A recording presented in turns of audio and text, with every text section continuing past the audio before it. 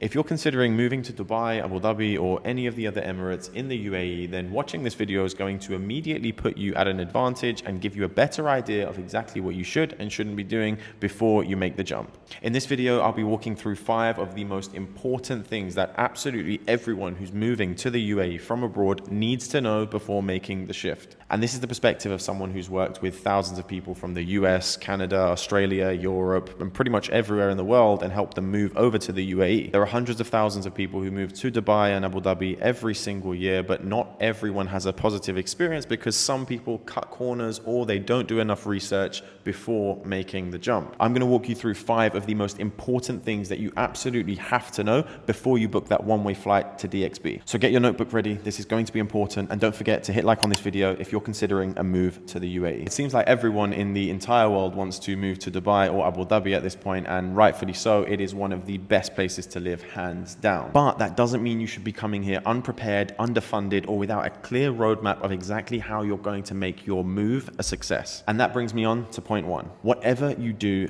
not move here until you've landed a job. You're going to hear so many different perspectives and so many different stories about people who have moved here and they came here on a job search visa and they managed to find a job, but that really isn't how it works out for most people. Most people who give up their jobs in their home country and then come over here with the hopes of finding one once they've got here end up very disappointed. Dubai is single-handedly the most saturated job market in the entire world, which means that there are so many people coming over here looking for a job that companies simply don't require this many resources. This means you've often got over 1,000 people battling for a single job opening, and 95% of them just get automatically rejected. And as you can imagine, after a while, this becomes extremely frustrating, and it can also be a massive financial burden because living in Dubai isn't cheap. You are going to be burning through your cash whilst you're here. 99 times out of 100, coming here in order to find a job is a terrible idea because you can land a job from abroad just as effectively as you can land one if you're applying here. Think about it. The only difference that you're going to have with your job application is the phone number that you've got listed on your CV. And obviously you'll be sitting in a hotel or a cafe in Dubai instead of sitting in your living room, home office, or cafe back in your home country, which, as you'll know, is not going to make any difference. Use your time and efforts to learn the market, improve your profile, improve your strategy,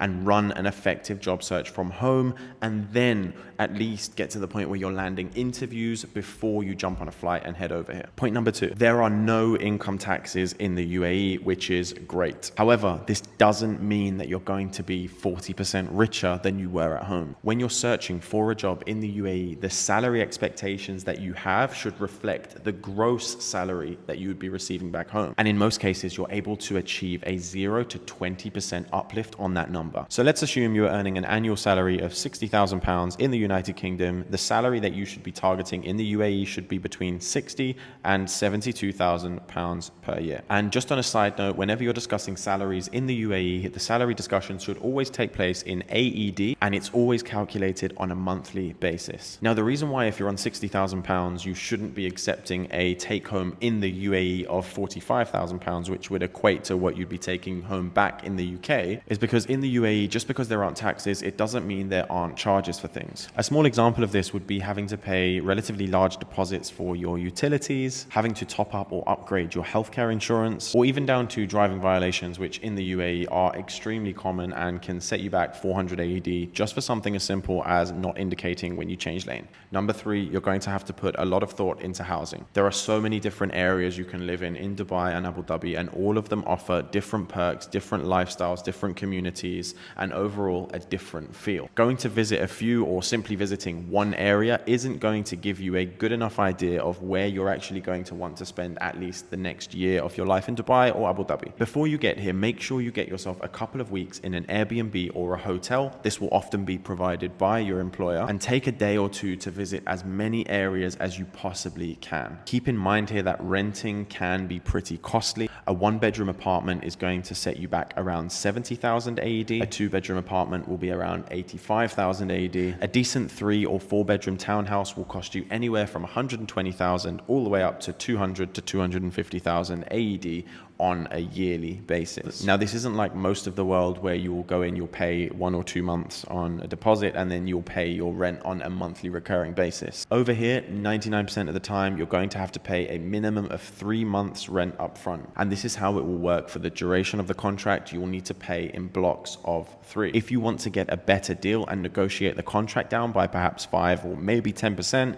you can pay in 2 checks or in 1 check. And on another side point, checks are weirdly still used here. It's kind of like catch me if you can. I don't imagine it's going to be like this for much longer, but for the meantime, that is still how rent payments work. Take your time, do your research. Let me know down in the comments if you've got any questions about renting, buying, or areas in Dubai or Abu Dhabi. Number 4, the weather. When you hear people complaining about the Dubai heat, they have a very good reason to do so. During the summer months, it is sweltering. Everyone loves a bit of sun. No one's averse to the warm weather, but my God, it gets hot over here. To the extent where if you leave your car out in the sun, the paint very well may start deteriorating. From around May until, let's say, August-ish, you're going to really be putting your AC to the test. You're going to see your bills shoot up where you're trying to keep the house cool. And during this time, a lot of people tend to do a couple of weeks or a month back home and work remotely if their job allows for it. Or people tend to go on 2-3 week vacations before coming back to the furnace. What I'm getting at is that if you do struggle with the 30-40 degree heats that you might be facing elsewhere in the world,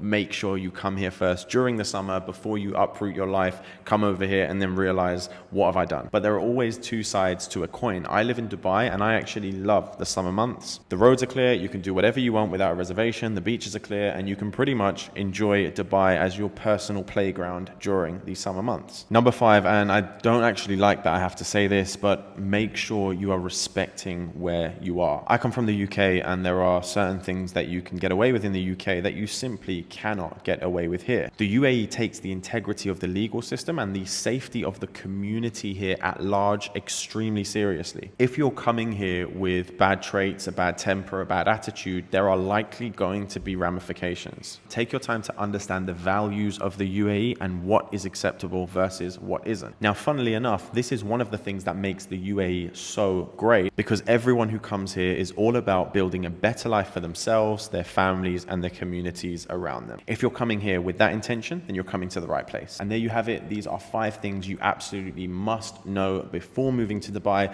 in order to make your shift over here as pleasant and successful as possible. I've lived in the Gulf region for nearly 10 years now, and for me personally, moving to Dubai was one of the best decisions I've made in my entire life. If you're considering a move to the region and you want to hear more from me, hit like on this video, click subscribe, and I'll see you in the next one.